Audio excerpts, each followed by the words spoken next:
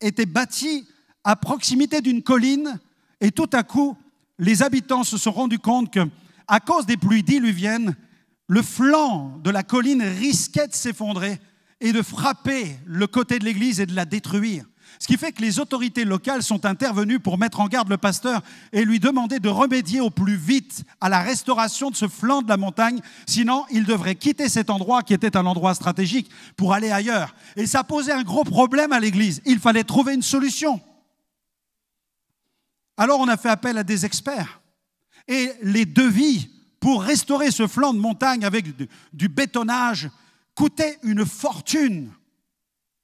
Alors, on lui a dit qu'il y avait une autre solution avec la végétalisation. S'il plantait des arbustes ou des arbres, eh bien, les racines de ces plants pourraient consolider le flanc de la montagne. Là, donc, il y a eu une étude qui était faite sur le coût, donc le nombre de dollars que coûtait telle ou telle plante, 5 $ par plante. Et finalement, le résultat, c'est qu'à la fin, il fallait encore 1 million de dollars en achetant ces plantes pour pouvoir les planter et ainsi sécuriser le flanc de la colline. Alors Ralph Moore a eu une idée, il a dit à l'église, écoutez, on va acheter une plante. Et par le principe du bouturage, on va cultiver cette plante. Et le Seigneur lui a donné la sagesse. Et pendant des mois, avec les membres de l'église, ils ont réservé plus de 400 mètres carrés sur le terrain pour cultiver cette plante. Et après quelques mois, ils ont vu les plantes sortir de terre. Et avec au démarrage simplement 5 $ et le principe du bouturage, des centaines de plants ont commencé à se faire jour. 200 000 plants ont été nécessaires, 200 000. Et l'Église a planté ces plants, elle s'est occupée de le faire. Et par le principe du bouturage, eh bien, avec 5 $ au départ, ils ont investi, ils se sont impliqués dans la multiplication. Et avec ça, ils ont sécurisé l'Église et son développement. C'est une application sur le plan spirituel. Par le principe du bouturage, l'Église se développe. Parce que les disciples font des disciples, les leaders font des leaders. Et par voie de conséquence, des églises feront des églises. Amen. Amen. C'est ce que faisait l'apôtre Paul dès qu'il arrivait quelque part. Il formait des disciples et parmi les disciples, il levait des leaders. Amen. Amen. L'Église qui bouge avec le Saint-Esprit, dit Wigglesworth, est une église qui secoue le monde. Une église qui secoue le monde. Peter Wagner, qui était responsable du mouvement sur la croissance de l'église au niveau mondial, a dit « L'implantation d'église est le moyen le plus efficace d'évangélisation sous le ciel. L'implantation d'église est le moyen le plus efficace d'évangélisation sous le ciel parce que c'est ce qui permet de perdurer à l'œuvre de Dieu. Parce que les groupes naissent, les groupes sont enseignés, les groupes sont bâtis, et de cette manière, l'Église continue son développement. Nous ne sommes pas appelés seulement à évangéliser, nous ne sommes pas appelés seulement à jeter la semence pour que des âmes ici et là se tournent vers Jésus, comme on peut le faire sur les réseaux sociaux. Dieu soit béni pour la semence qui se répand sur la terre. Et Dieu dit dans sa parole prophétiquement que la terre sera recouverte de la connaissance de la gloire de l'Éternel. Et nous sommes vraiment pleinement engagés avec toutes sortes de moyens pour évangéliser sur la toile. Mais le plan de Dieu aussi, c'est que des groupes naissent, c'est que des communautés naissent, c'est que dans les endroits où il n'y a pas d'église, eh bien des églises puissent naître. Gloire à Dieu. Et Dieu soit loué parce que vous pouvez être demain, vous pouvez devenir demain l'instrument, le canal, le vase que Dieu va utiliser pour implanter une nouvelle église, amen, dans un endroit où Dieu va vous envoyer. Là, vous allez y aller, non pas simplement pour prendre place sur un banc et lustrer les bancs en chaîne de ces églises, mais vous allez dans un endroit du pays où là, le Seigneur va vous dire, eh bien, tu es là maintenant, mais tu es là pour une mission. Et tu vas dire, oui, mais je n'ai pas de temple. Mais le Seigneur va dire, tu as un appartement, ou alors tu as une maison. Et là, dans cette maison, tu vas démarrer, tu vas commencer. Combien d'églises ont démarré dans des maisons ? Combien d'églises ont démarré dans des arrière-salles de restaurants? Combien d'églises ont démarré dans des endroits improbables? Dieu soit béni. Mais l'église, c'est toi. C'est plus que des murs, c'est plus qu'un temple. Vous êtes l'église de Jésus. Et c'est à vous qu'il vous a donné le mandat pour répandre sa parole. Gloire à Dieu. Alléluia. Dieu soit béni. Dieu soit béni. 9e point, l'église, c'est aussi une culture de restauration. Regardons dans le livre de Néhémie, Néhémie chapitre 4, versets 2 à 3. Dieu soit loué pour la culture de la restauration. Amen, amen. Je lisais récemment sur Internet, j'ai vu la couverture d'un livre qui était publié par un des copasteurs du ministère de Rick Joyner, Morning Star Ministries. Le titre du livre, c'est « Restaure, restaure ». Je crois que c'est aussi une des missions de l'Église, de restaurer. Vous êtes là pour être restaurés. Amen. Restaurés, mais vous n'allez pas être en convalescence toute votre vie. Amen. Gloire à Dieu. Parce que le Seigneur ne va pas vous traiter comme un malade toute votre vie. Non, la convalescence, c'est un temps. Après vient le relèvement. Et quand il y a le relèvement, ensuite, il y a l'engagement, l'implication. Il y a l'expansion du royaume de Dieu. Amen. Dieu va se servir de toi. Si tu veux être le canal, il va le faire. Il va se servir de ta destinée. Amen. Restaure. Néhémie 4, 2 à 3. Qu'ils bâtissent. Si un renard s'élance, il renversera leurs murailles de pierre. Vont-ils ranimer des pierres ensevelies sous des monceaux de poussière et consumées par le feu? Le Seigneur nous interroge. Il est ici question de pierres brûlées. Il est question ici des ruines du premier temple, des murailles détruites par Babylone, que Dieu permet de réutiliser dans la restauration. Amen. Est-ce qu'il y a vraiment quelqu'un avec moi dans la salle ce matin qui comprend ce que nous sommes en train de lire en ce moment, maintenant dans ce passage? Gloire à Dieu. Les pierres brûlées symbolisent les vies marquées par le feu des épreuves, des injustices, le feu du péché, ou encore par les ruines d'un passé douloureux. Dieu ne les jette pas, ces pierres brûlées-là. Dieu ne les jette pas. Dieu ne va pas te jeter. Dieu ne va pas dire, non, tu es trop cabossé. Tu as été trop cramé, tu es trop brûlé, on ne peut rien faire avec toi. Assis-toi simplement dans les rangs et attends que le temps se passe, que Jésus revienne, ça sera suffisamment bon pour toi. Non, Dieu prend les pierres abîmées, Dieu prend les pierres qui sont brûlées et il s'en sert pour rebâtir un nouveau temple, gloire à Dieu. Il va rebâtir avec ta destinée un nouveau temple, gloire à Dieu. 1 Pierre 2,5 et vous-même, comme des pierres vivantes. Tu vas passer de la pierre brûlée, de la pierre abîmée à la pierre vivante. Édifiez-vous pour former une maison spirituelle. Dieu ne construit pas avec des matériaux d'apparence parfaite, mais avec des hommes et des femmes que le feu a parfois consumés et brisés. Comme ces pierres du temple, vos vies meurtries deviennent des pierres vivantes quand elles sont alignées avec le dessein et le plan de Dieu. Amen. Charles Spurgeon, le prince des prédicateurs, a dit « Dieu ne choisit pas toujours des pierres polies et parfaites, mais des pierres brutes qu'il taille et qu'il pose dans son édifice éternel. Amen. À Dieu soit la gloire. À Dieu soit la gloire. » Et ces pierres restaurées vont former et forment un édifice spirituel qui s'appelle l'Église de Jésus. Amen. Tu fais partie de l'Église de Jésus.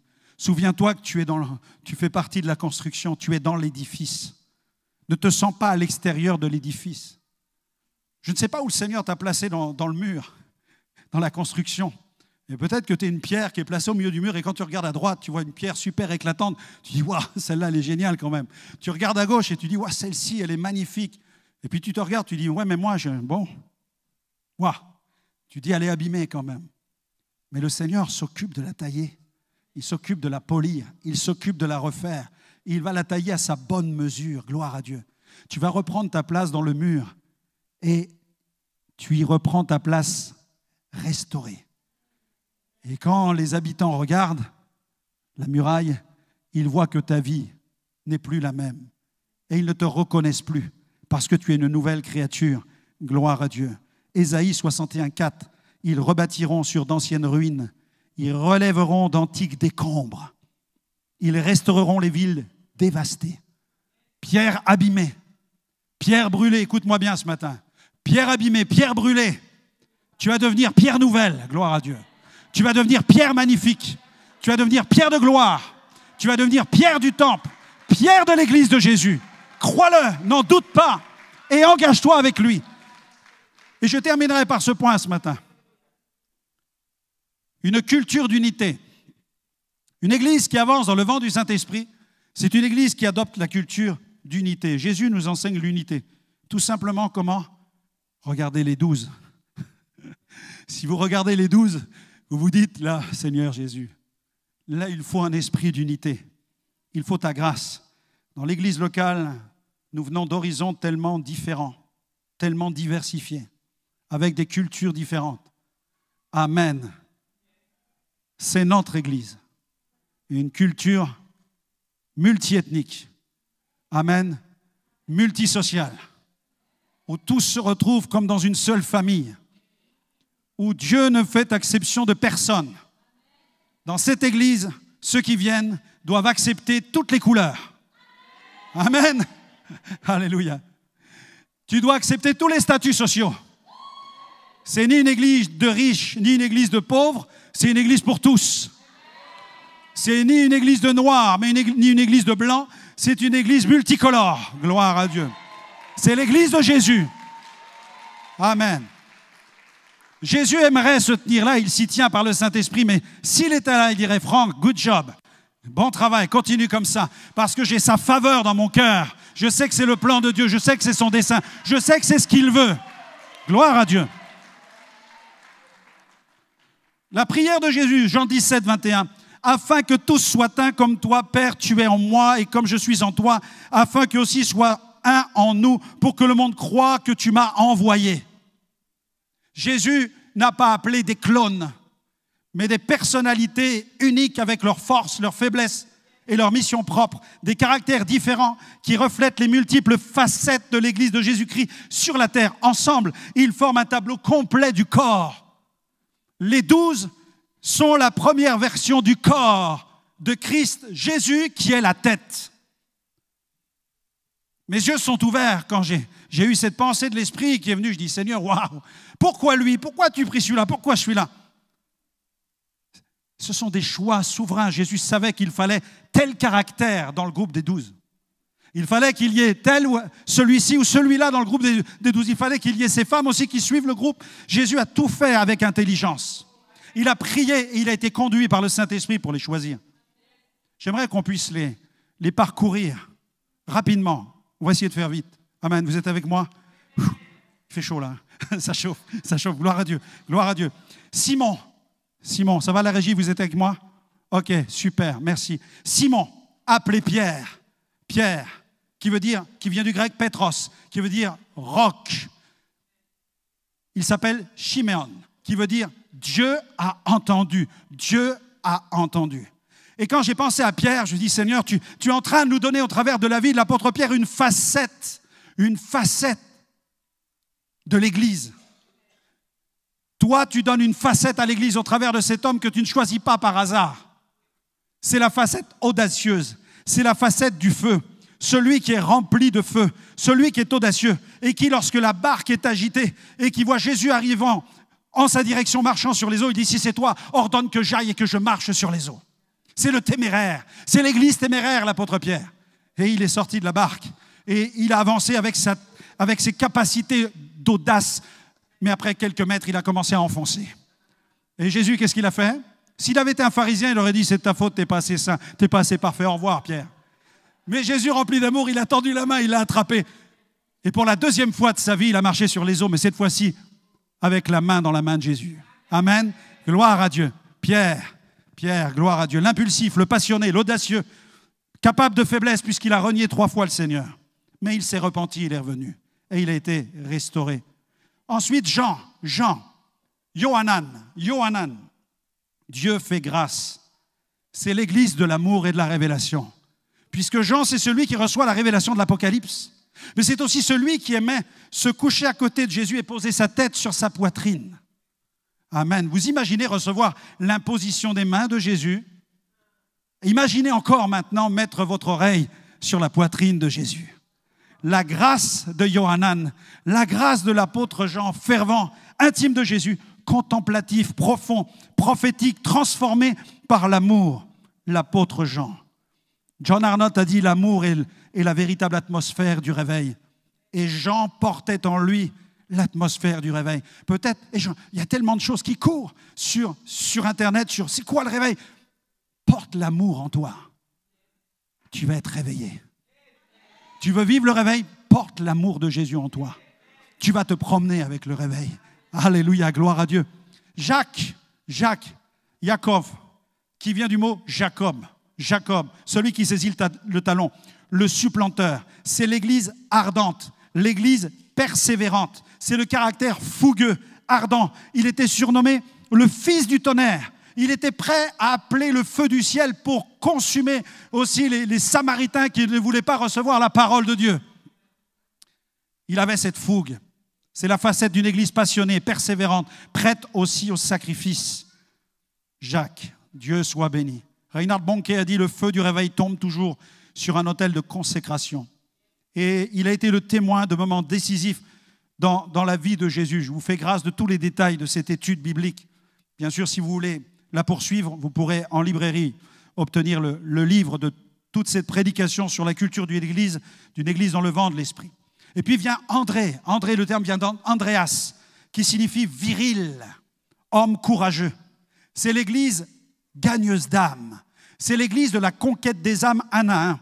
Dans Jean 1, 41 à 42, il rencontra d'abord son frère Simon et il lui dit « Nous avons trouvé le Messie », ce qui signifie le Christ. Et il le conduisit vers Jésus. Son nom grec inhabituel pour un juif de Galilée reflète peut-être une ouverture au monde hellénistique qui désigne tout ce qui est lié à la culture grecque. C'est l'évangéliste, c'est le témoin, c'est le gagneur d'âme. Il porte ce nom parce qu'il a déjà été formé à la culture grecque. Il est déjà prêt pour aller contacter tous ceux qui n'ont pas la même culture que la sienne.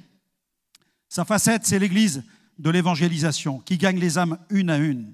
Gloire à Dieu. Vous avez aussi Philippos, qui veut dire ami des chevaux. Ami des chevaux. L'église missionnaire. Il incarne, Philippe, l'église missionnaire. L'église qui est aussi pragmatique. Son prénom est assez répandu à l'époque. Il reflète l'influence aussi hellénistique en Galilée. Il souligne son rôle de pont entre le monde juif et le monde grec. Rôle que l'on perçoit dans ses interactions dans l'évangile de Jean.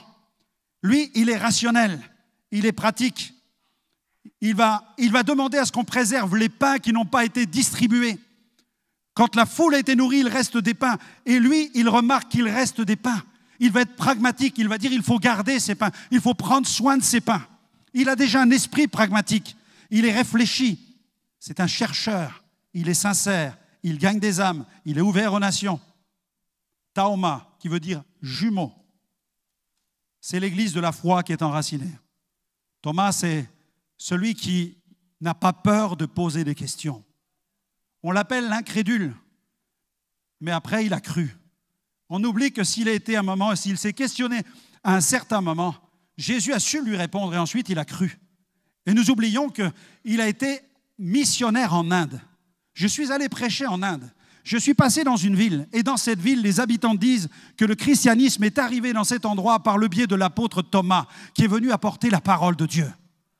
Il a donné sa vie pour l'évangile. Il s'est sacrifié pour l'évangile. C'est pourquoi nous ne devons pas lui faire une mauvaise publicité.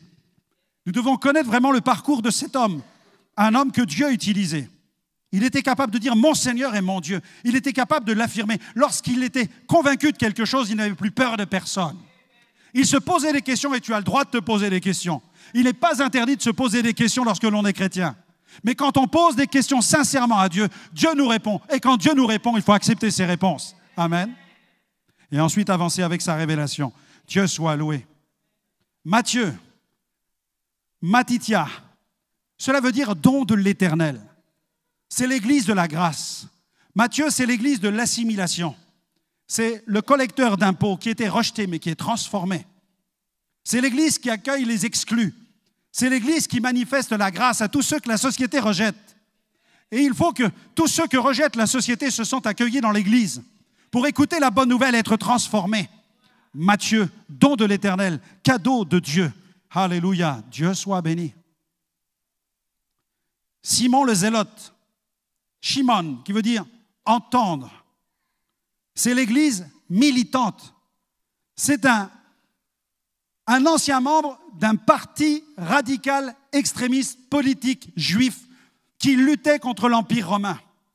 Cet homme, le Zélote, Simon le Zélote, était un radical. C'était un partisan d'un parti politique influencé par la religion, mais aussi qui était politisé. Et lui, il va découvrir Jésus. Et il va découvrir un autre zèle. Jésus, lui, était animé du zèle de l'Éternel. La Bible l'appelle même prophétiquement. Jésus porte un nom, c'est le zèle de l'Éternel. Jésus, c'est le zèle de l'Éternel. Et le zélote va être confronté à un autre zèle, c'est le zèle de l'Éternel, qui bâtit non pas un parti pour conquérir un pays politiquement, mais qui bâtit un royaume qui va conquérir la planète et qui va contribuer à la rédemption de la planète tout entière. Gloire à Dieu. Simon va être transformé par la révélation de Jésus.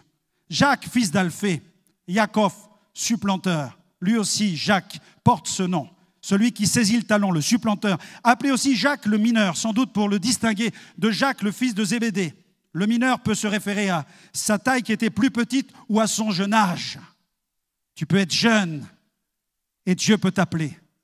J'avais 17 ans et demi quand Dieu m'a appelé. Je connais certaines personnes qui ont été appelées, ils avaient 12 ans, ils avaient 8 ans. Gloire à Dieu. Dieu n'a pas de limite, il peut appeler ta fille, ton fils, il peut appeler tes enfants au ministère. Quand je vois les enfants de notre Église, quand je vois les mineurs de notre Église, j'y vois déjà les potentiels apôtres, prophètes, évangélistes, pasteurs et docteurs de la communauté. Amen. Gloire à Dieu. Jacques, le mineur. Amen. Thaddée, l'ébaios, qui signifie courageux, au cœur brûlant.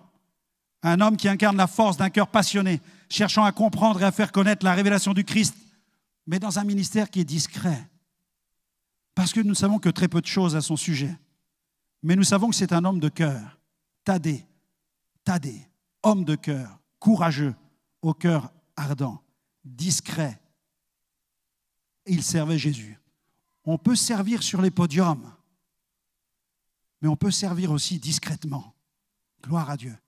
Il faut dans l'Église des hommes et des femmes qui soient exposés devant le grand public. Mais ils ne peuvent remplir leur mission s'il y a des hommes et des femmes qui les aident dans le secret. Amen. Au début, Jésus avait les 12 pour l'aider. Mais la Bible nous dit aussi que des femmes l'accompagnaient. Des femmes de distinction qui sponsorisaient aussi son ministère et qui les aidaient certainement à faire la cuisine, parce que j'ai noté avec l'expérience que les hommes ne sont pas vraiment doués pour la cuisine, à part quelques exceptions. Amen. Est-ce que je peux entendre un amen dans la salle? Mais je voudrais rappeler quand même que les femmes ne sont pas condamnées au fourneau. Est-ce que les femmes peuvent dire un amen là-dessus? Est-ce que je peux avoir l'audience des femmes ce matin?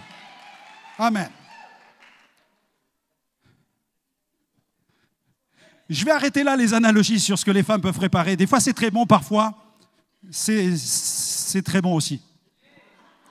Je veux la paix dans l'Église, amen. Gloire à Dieu. Mais le fait d'être une femme ne vous garantit pas d'avoir un excellent repas non plus. Amen. Bon, il y a des cours de cuisine sur Internet, amen. Amen, amen, amen. Bartholomaï, fils de Tolmaï, l'Église intègre et authentique. Voilà, c'est le sens de son prénom.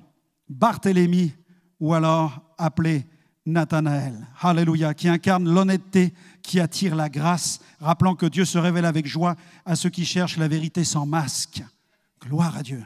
Barthélemy. Judas Iscariote. Yehuda, qui veut dire louange. Iscariote, Kériote, le fils de Kériote, l'un des 12. Sa vie nous rappelle que nous devons être prudents. C'est l'Église rétrograde. C'est l'Église du déclin. C'est l'Église du compromis. Malheureusement, il n'y a pas d'Église parfaite. Et la vie de Judas nous prouve que l'Église n'est pas parfaite. Et que l'Église doit mener des combats contre la chair, contre la compromission, contre toute espèce de forme de corruption. Judas en est le triste exemple. Et en y réfléchissant de plus près, quelqu'un pourrait dire, puisque Jésus est tellement bon, tellement amour, pourquoi a-t-il permis que Judas aille se pendre? Pourquoi n'a-t-il pas essayé de le rencontrer, de lui donner une parole de sagesse, une parole de connaissance pour qu'il n'emprunte pas ce chemin-là? La personne qui m'a posé cette question, immédiatement s'est reprise, elle m'a dit, mais j'ai la réponse. Je dis, ah bon, dis-moi. Elle me dit, regarde l'apôtre Pierre, il a renié Jésus. Et pourtant, il s'est repenti et il est revenu. Judas aurait pu revenir s'il s'était repenti, s'il avait pris conscience. Malheureusement, les prophéties annonçaient à son sujet une fin tragique et dramatique. Il a quitté ce monde dans l'angoisse. 12. Mais ça ne serait pas fini parce que c'est 12 et plus. Matthias. Nous savons que Judas a quitté le collège apostolique, mais il a fallu le remplacer. Et pour le remplacer, les apôtres ont eu recours au tirage au sort et ils ont élu Matthias. Ça veut dire cadeau de Yahvé, don de l'Éternel. Il est littéralement un don pour remplacer Judas Iscariote au sein des 12. Il représente l'Église restaurée, l'Église persévérance qui prend la relève quand un maillon est brisé. Il incarne la fidélité discrète qui permet à l'œuvre de Dieu de continuer même après une défaillance. Lorsque quelqu'un quitte les rangs de l'Église, nous devons avoir cette confiance que Dieu mettra quelqu'un d'autre derrière. Dieu n'abandonne pas son Église, Dieu n'abandonne pas son peuple. Quand il y a défaillance, Dieu pourvoit la défaillance. Ne craignons pas les défaillances. Ayons cette confiance que dans son dessein, Dieu a déjà tout prévu. Il a déjà prévu toutes les crises qu'une Église peut traverser, tous les combats qu'elle pourra subir, les désertions qu'elle pourra rencontrer, les divisions qu'elle pourra connaître. Mais le Seigneur a déjà anticipé tout cela. Et il va répondre par l'esprit d'unité, par la restauration. Dieu répond à ces combats que toute Église doit connaître. Dieu soit béni. Je pourrais m'arrêter là.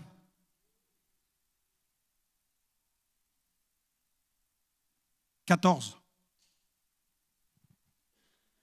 Oui, Paul. Amen.